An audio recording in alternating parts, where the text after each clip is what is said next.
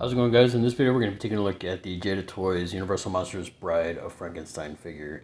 I have to say I'm super excited to have this one in my collection. I previously had reviewed the Frankenstein's monster from Jada, so if you haven't seen that one, I will leave a link in the description for you to check out that one. This is depicting, obviously, the Bride of Frankenstein from the original Universal Monsters film from 1935, and I believe this figure was released in 2021.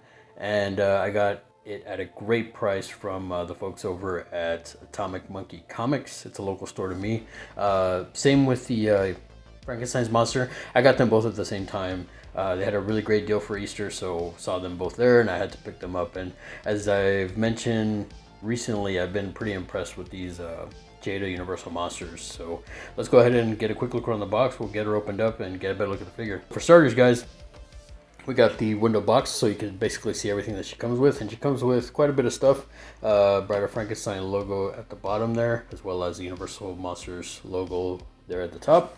On the side, we have a art shot of the, or maybe a render shot of the figure. Universal Monsters logo at the top, Bride of Frankenstein logo at the bottom, and then we have all the other figures in the line that had been released up until that point. I think from this line, the only one I'm missing is this regular Dracula. I do have the Bela Lugosi Dracula, but I'd be missing this one, and I believe I'm missing the Wolfman at this point. Universal Monsters logo at the top, and then we have some cartoon shots or art shots of the Universal Monsters here of Frankenstein's monster, Bride of Frankenstein, and the creature Universal Monsters logo there. So yeah, guys, let's go ahead and get her opened up and get a better look at the figure. Alright, guys, so let's go ahead and get right to it. So for starters, I have to say, getting this figure out of the box, I was actually pretty surprised at how cool this figure looks.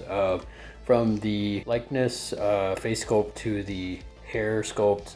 I mean, it's not accurate, but it does a fair job, especially for a budget release figure.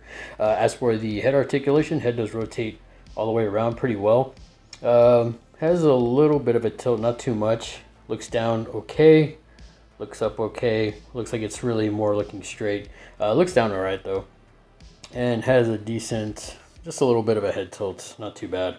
As for the arm articulation, arm does come up 90 degrees pretty well. A little stiff, does rotate all the way around, does have some upper bicep rotation, does have a single joint in the elbow.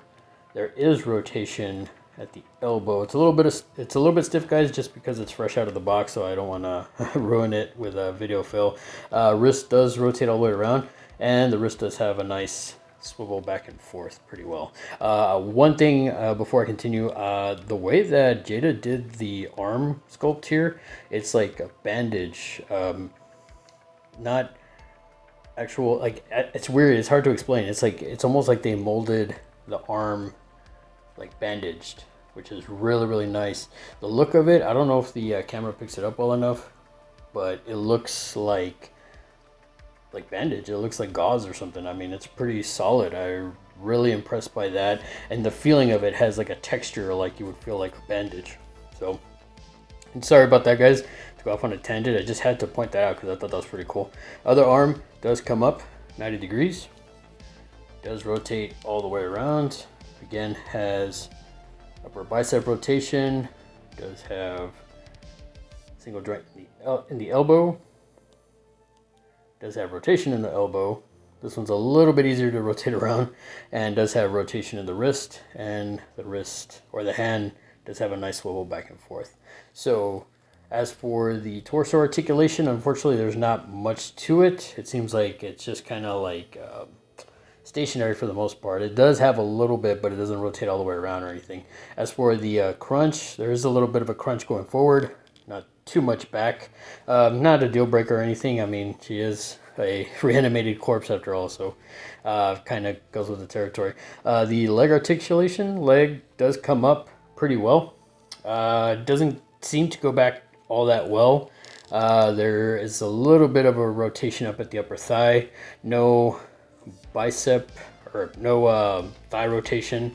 There is a double joint in the knee. And the other thing that I thought that was kind of interesting was the same aesthetic for the bandage goes down to the rest of the body. So I thought that was pretty cool. As for the foot articulation, foot does go back pretty well, does go forward pretty well, and does have a ankle rocker. So it does have some ankle articulation, but not too much, and does not rotate. The other leg, same thing, does come up fairly well, doesn't go back all too well. Double joint again in the knee, a little bit stiff, so I'm not gonna force it, guys. Not too much rotation at the top of the thigh, as I mentioned. Foot again goes back pretty well, goes forward pretty well, and has a decent ankle rocker. So let's go ahead and get her off to the side, guys, and get a better look at her accessories. As for her accessories, guys, she comes with 2 sets of hands. So the hands are more gestured or like gripping hands. This one at least looks like it's a gestured hand. Oddly enough, it looks like she's giving the metal horns, which I thought was kind of interesting. As for this hand, it's more of like a gripping hand, it looks like. And I have to say a huge shout out to Jada for doing a great job on the bandage here. The detail on that, again, I don't know if the camera picks it up well enough, but yeah, the level of detail that they put into the bandage look or the bandage feel, because this is textured too. I mean, it's just really nice. And then you have some of the bandage kind of like hanging off there. Up next, guys, she does come with 2 of these stands with the actual chain on it. I thought this was pretty cool. So yeah, it's like a little stand. I'm guessing this is to have her chained up. There is a bit of a I guess ribbon here, I guess, where you can tie her hands, and then this is a chain. But the cool thing I have to say about this as well is that the base looks pretty nice. It looks like concrete or like stone or something. She does come with 2 of these. They're both pretty much the same, but the base, I like that they actually changed the base on, or there's 2 different looking, like the base is different, you know. So yeah, I like that they didn't cheapen out and just make it like one same looking all over, even though the rest of this looks the same. But I dig that they put that kind of detail into it, where they made I guess the flooring look, or the base of it, look different. And finally, guys, we have a alternate head sculpt. This is from that iconic scene where she basically meets the monster and she screams bloody murder. Yeah, the likeness is not spot on, but it does it's well enough, I think. For it being a budget-friendly figure, this is definitely a solid job by Jada. The coloring on this looks really great. I actually like this head sculpt better than the default one. Now looking at this one, I mean, I like the color. The red really pops on the lips and the tongue there when she's screaming. The hair looks great, even on the other defaulted head sculpt. But I mean, I don't know. I'm just maybe it's because this is the iconic from the iconic scene where she's like screaming. I don't know, but yeah, I really dig this figure. I really don't have any complaints about it. So yeah, huge shout out to Jada for doing a great job on this one. And finally, guys, as I always do, I figured I would bring in the NECA Toys Bride of Frankenstein, just to kind of show a comparison between the both figures. Again, I'm very spoiled by NECA. I really love this figure. I think it looks absolutely amazing. But the Jada Toys version looks really good.